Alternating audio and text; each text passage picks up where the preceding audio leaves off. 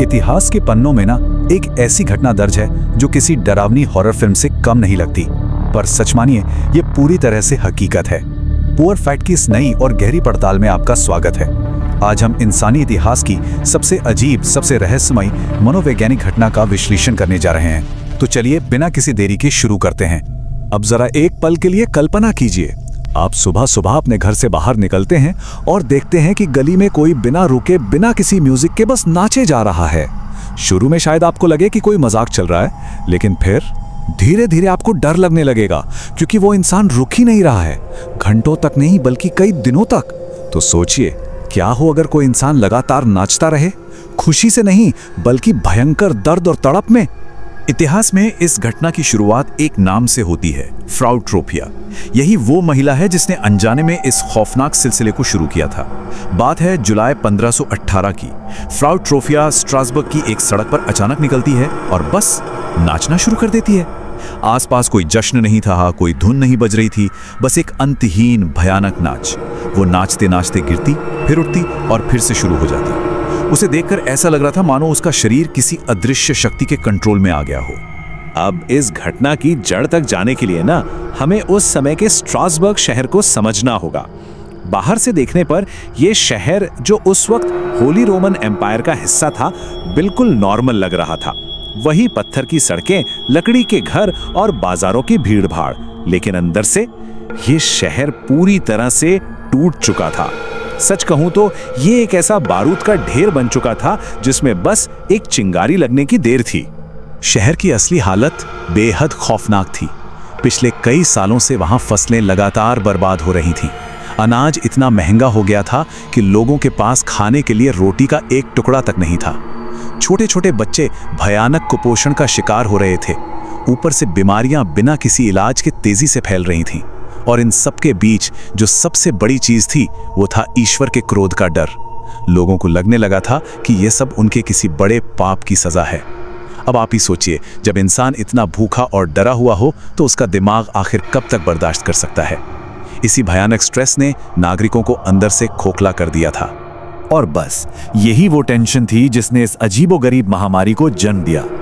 ये स्थिति कितनी तेजी से बिगड़ी, इसका अंदाजा आप इसी बात से लगा सकते हैं कि पहले दिन फ्राउ ट्रोपिया सड़क पर बिल्कुल अकेली नाच रही थी, लेकिन 7 दिन बीते बीते दर्जनों और लोग इस रहस्यमयी उन्माद में शामिल हो गए और 4 हफ्तों के अंदर सैकड़ों लोग सड़कों पर पागलों की तरह नाच रहे थे। वो गिर रहे थे, तड़प रहे थे और जोर जोर से चीख रहे थे। ये कोई खुशी का मेला नहीं था, बल्कि ये तो दर्द की एक ऐसी बीमारी बन चुकी थी जो हवा की तरह फैल रही थी। देखते ही देखते पूरा का पूरा शहर एक जीते जागते नर्क में तब्दील हो गया।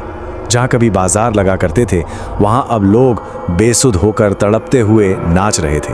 उनके पैर सूज चुके थे, चेहरे थकान से बिल्कुल पीले पड़ गए थे। उनकी आंखों में आप साफ दहशत देख सकते थे। उनके शरीर अनियंत्रित होकर ऐसे हिल रहे थे मानो उनका अपने ही जिस्म पर कोई कंट्रोल ही ना बचा हो। ये एक ऐसा खौफनाक मंजर था जिसे सुनकर ही आज रोंगटे खड़े हो जाते हैं। अब आप पक्का सोच रहे होंगे कि भाई उस समय के डॉक्टर क्या कर रहे थे। तो देखिए, उस दौर में आज के जैसा मॉडर्न साइंस तो था नहीं। उस वक्त के डॉक्टर बॉडी ह्यूमर्स थ्योरी नाम की चीज में विश्वास करते थे। इसके हिसाब से शरीर में खून, पित्त और बाकी लिक्विड्स का बैलेंस बिगड़ने से बीमारियां होती थीं। तो उन डॉक्टरों ने जांच की और एक बहुत ही अजीब सा, बल्कि कहूं तो बेतुका सा निष्कर्ष निकाला। उन्होंने कहा कि इन नाचने वाले लोगों का खून बहुत ज्यादा गर्म हो गया है।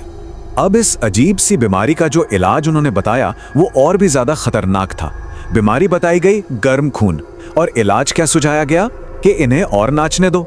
जी हाँ, आपने बिल्कुल सही सुना। उनका मानना था कि ज्यादा नाचने से ये गर्म खून पसीने के जरिए शरीर से बाहर निकल जाएगा।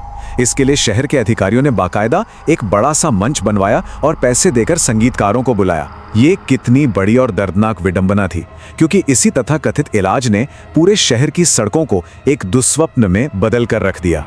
डॉक्टरों का ये इलाज असल में एक जानलेवा फैसला साबित हुआ। ढोल, बांसुरी और बाकी म्यूजिक इंस्ट्रूमेंट्स की आवाज ने बीमारी को कम करने के बजाय आग में घी डालने का काम किया। जो लोग पहले से ही थक कर चूर हो चुके थे, इस म्यूजिक ने उनके लिए एक उत्प्रेरक यानी कैटलिस्ट का काम किया। इस तेज संगीत ने और भी ज्यादा थके हारे और डरे हुए लोगों को अपनी ओर खींच लिया और वो बेचारे भी इस जानलेवा लूप में फंसकर नाचने पर मजबूर हो गए।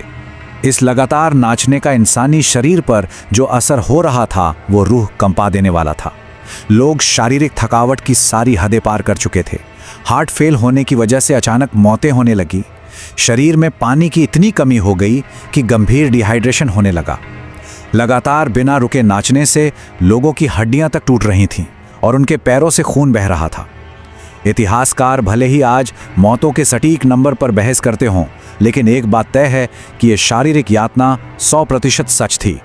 अब हुआ ये कि जब मौत का आंकड़ा तेजी से बढ़ने लगा और डॉक्टरों के सारे नुस्खे बुरी तरह से फ्लॉप हो गए, तब उस निराश शहर ने भगवान और चर्च की तरफ रुख किया। अक्सर यही होता है ना, जब विज्ञान या इंसान की समझ जवाब दे देती है तो आस्था ही लोगों की आखिरी उम्मीद बनकर सामने आती है। तो विज्ञान के हार मानने के बाद धर्म के नाम पर कई अनुष्ठान शुरू हुए। सबसे पहले पादरियों को बुलाया गया, खूब प्रार्थनाएं की गईं और पवित्र जल छिड़का गया।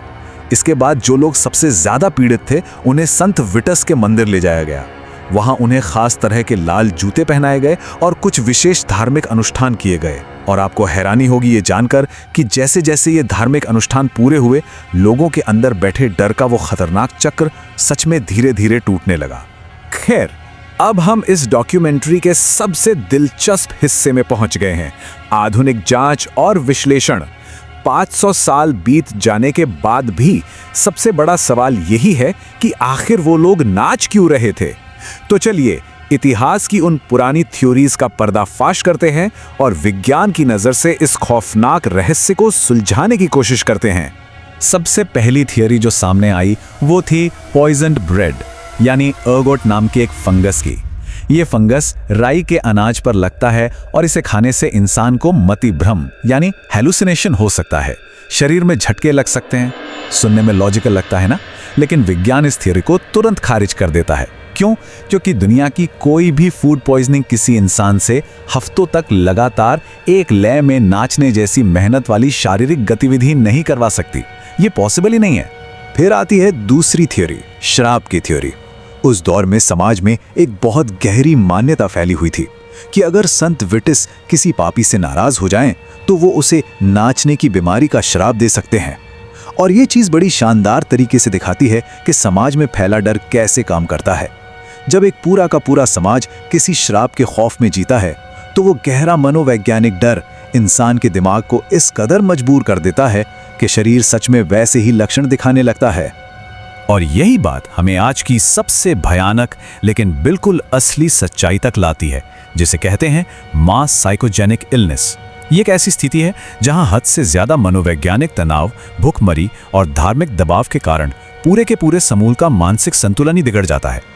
यह एक सामूहिक मानसिक पतन था।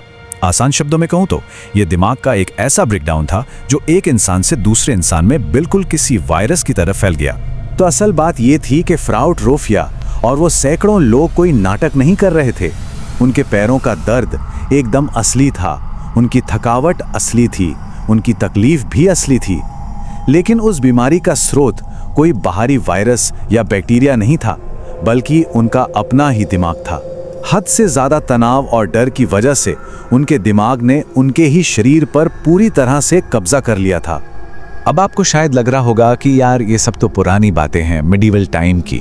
आज के स्मार्ट ज़माने में ऐसा थोड़ी ना हो सकता है। लेकिन ज़रा एक मिनट रुकिए, क्या ये वाकई दोबारा हो सकता है? ये एक ऐसा सवाल है जो आज के हमारे इस मॉडर्न समाज के लिए भी उतना ही, बल्कि शायद उससे भी ज़्यादा प्रासंगिक है। देखिए, 1518 के स्ट्रासबर्ग में सामूहिक मानसिक आघात से निपटने के लिए लोग सड़कों पर अनियंत्रित होकर नाच रहे थे। और आज के हमारे आधुनिक समाज में क्या होता है?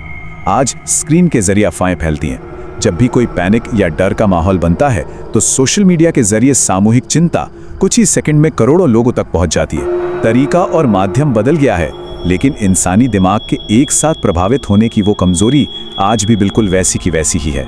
इस पूरी घटना से एक चीज जो सबसे ज्यादा डराती है वो ये है कि इंसान का दिमाग जब अत्यधिक दबाव में होता है तो वो पूरी तरह से इंसान की वास्तविकता को, उसकी रियलिटी को ही बदल कर रख सकता है। यही इस पूरी पड़ताल का सबसे गहरा और भयानक सच है। हमारा दिमाग हमारी सबसे बड़ी ताकत है, इसमें कोई शक नहीं। लेकिन अगर इस पर हद से ज्यादा दबाव पड़े तो ये हमारे ही खिलाफ काम करना शुरू कर देता है। स्ट्रासबर्ग की सड़कों पर आज बिल्कुल शांति है। अब वहां कोई इस तरह नहीं नाच रहा, लेकिन इतिहास की वो हवाएं आज भी हमारे लिए एक खौफनाक सवाल छोड़ जाती हैं। अगर कल को हमारा समाज, हमारी व्यवस्था किसी भयानक डर या संकट के चलते टूटने लगे तो सबसे पहले कौन नाचेगा? इस बात पर विचार जरूर कीजिएगा। पुअर फैक्ट की इस ऐतिहासिक और रहस्यमयी पड़ताल में हमारे साथ जुड़ने के लिए आपका बहुत बहुत धन्यवाद। मिलते हैं ऐसे ही एक और दिलचस्प विश्लेषण के साथ।